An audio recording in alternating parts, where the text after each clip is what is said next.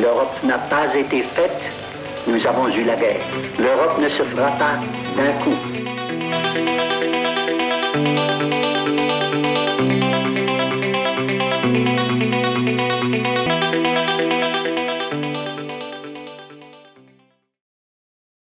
Alain Lamassoure, ancien député national, ancien ministre, ancien député européen. J'ai mis fin à ma carrière politique il y a un peu plus de 6 mois. Et à l'occasion, tout au cours, au long d'une carrière politique qui a été assez vaste, comportant des mandats locaux, des mandats nationaux européens, à plusieurs reprises, je me suis heurté au problème de l'enseignement d'histoire. Et constatant avec beaucoup d'inquiétude, comme tout le monde, depuis maintenant une bonne dizaine d'années, la réapparition dans tous les pays européens d'un discours de haine, d'un discours de recherche de boucs émissaires, d'un discours extrémiste, à nouveau nationaliste, du type de ce qui avait disparu après la guerre et qu'on n'avait plus connu depuis les années 30. Je me suis demandé si l'enseignement de l'histoire, au niveau scolaire, collège, lycée, n'était pas, parmi d'autres, une des raisons de développement de cette nouvelle forme de politique extrémiste. Et lorsque on va se rendre compte que, par exemple, dans la moitié des pays membres de l'Union européenne, au titre de l'histoire contemporaine, on n'enseigne pas du tout la construction de l'Europe, que Jean Monnet, Robert Schuman, Konrad Adenauer restent totalement inconnus.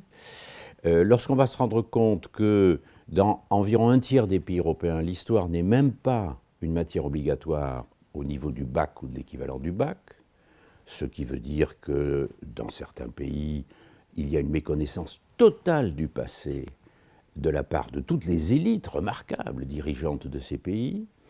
Lorsqu'on va se rendre compte que dans certains pays, l'histoire n'est pas du tout enseignée au niveau primaire, ce qui est dommage, parce que c'est en CM1, CM2, à 9-10 ans qu'on a la mémoire la plus vive et qu'on est le plus intéressé par les petites histoires et les grandes histoires, les grands personnages du passé, les grands événements, alors que dans certains pays, l'histoire n'est enseignée qu'en primaire.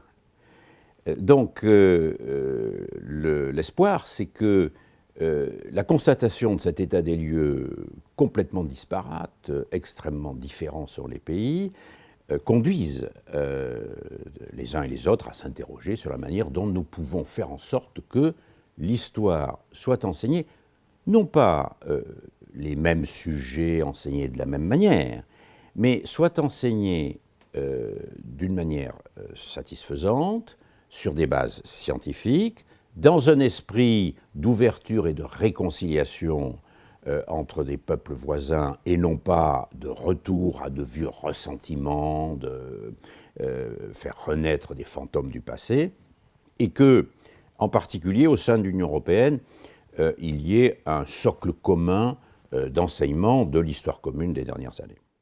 Il est important d'enseigner le rôle que l'histoire a joué dans la formation de nos nations.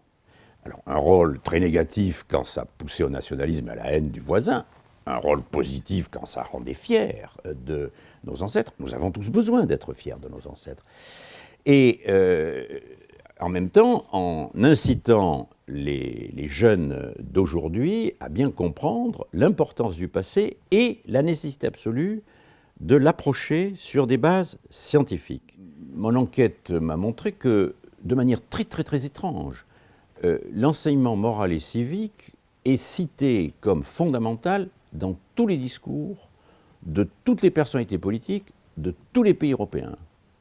Et son enseignement n'est organisé véritablement nulle part. Nous devons former les jeunes citoyens du XXIe siècle.